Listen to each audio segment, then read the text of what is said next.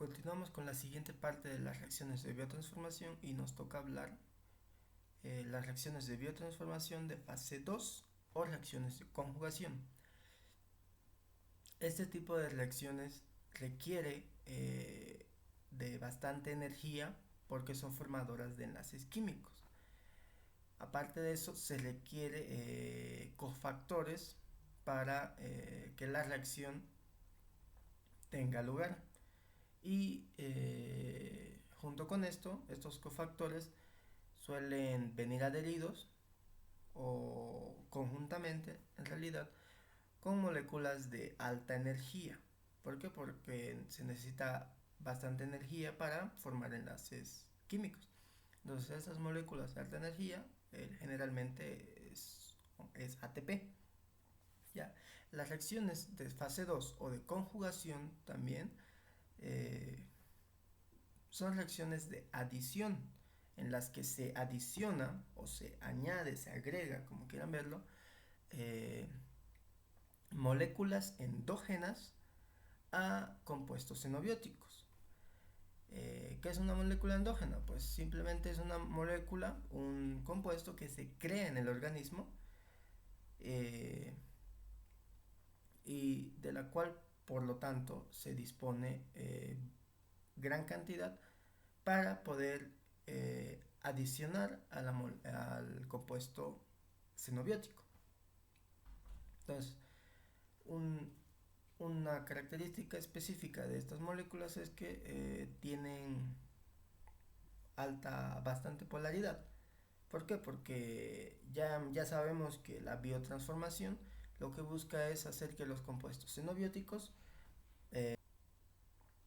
pierdan su hidrofobidad y los vuelva más hidrofílicos. ¿Para qué? Para que sean fácilmente eliminables del organismo. La primera reacción de fase 2 que vamos a ver va a ser la glucuronidación.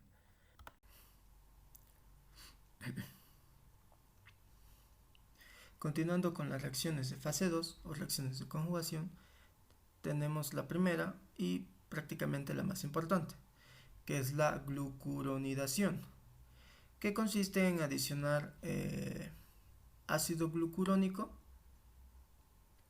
a los xenobióticos, es decir, a los compuestos extraños que ingresan al organismo. Entonces, este ácido glucurónico proviene del cuerpo y no es más que, si se fijan en la imagen, la molécula de la glucosa, del azúcar, oxidada en su primer carbono, su carbono alfa, de un alcohol a un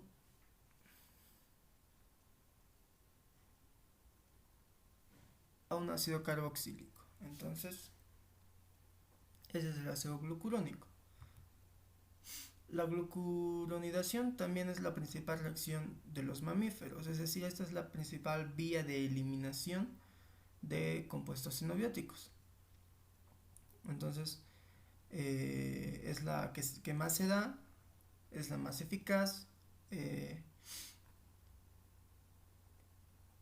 y es en la que más debemos hacer énfasis en el estudio. Esta reacción está catalizada por la enzima UDP glucorosiltransferasa.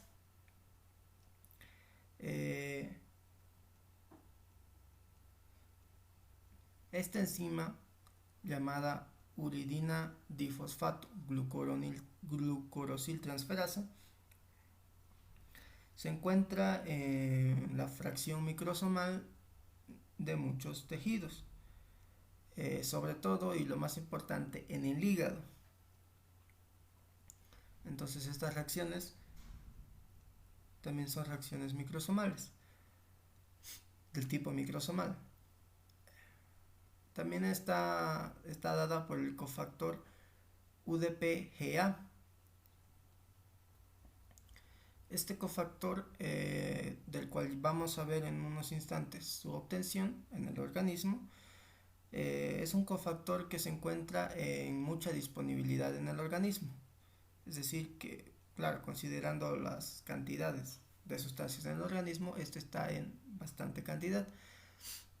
Por lo tanto, y es debido a eso que esta reacción de glucuronidación va a afectar a muchos grupos funcionales, como son los grupos funcionales alcoholes, aminas, los ácidos carboxílicos, grupos sulfurados, grupos nitrados también, que vamos a ver más adelante. Entonces es debido a que este cofactor se encuentra en bastante disponibilidad en el organismo que esta reacción se considera muy importante. Entonces la obtención de este cofactor la vamos a ver en el siguiente cuadro. El ácido uridín difosfoglucurónico o UDPGA se forma por la reacción de la glucosa 1-fosfato que tenemos aquí al lado izquierdo de la imagen, más el UTP, que es el uridín trifosfato, que se observan en la fórmula semidesarrollada del uridín trifosfato. Vemos a la uridina hacia el lado derecho y los 3 fosfatos hacia el lado izquierdo.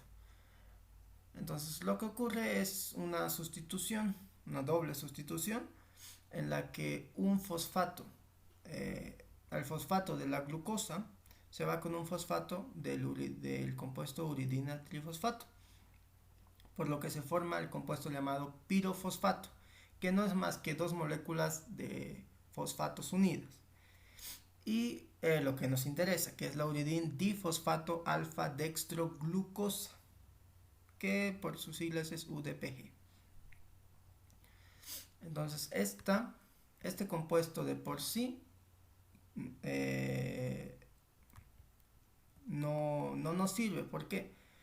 Porque lo que queremos es oxidar o que esté oxidada la glucosa, que pase al ser el ácido glucurónico.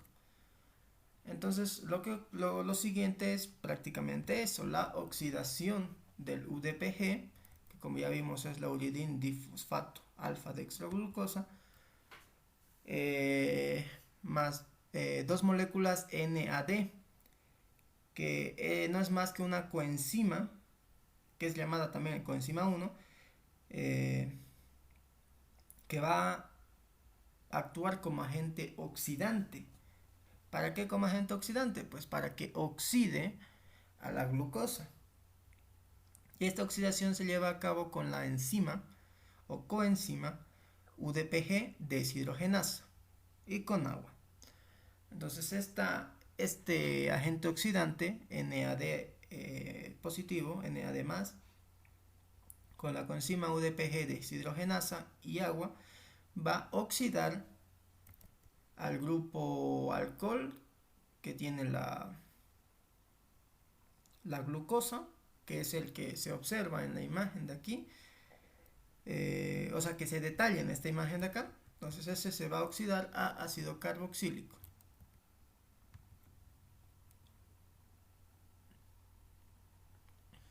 Y ahí tenemos el compuesto, el cofactor UDPGA, el ácido uridín difosfoglucurónico. Se observan en la imagen desarrollada, hacia el lado derecho del compuesto tenemos la uridina, como unión tenemos a los 2 fosfatos, por eso es difosfo, y hacia el lado izquierdo el ácido glucurónico. Entonces así se forma el cofactor de gran importancia para esta reacción, sobre todo por su disponibilidad. ¿Por qué? Porque en el organismo tenemos glucosa, o deberíamos tener glucosa suficiente para que estas reacciones se lleven a cabo.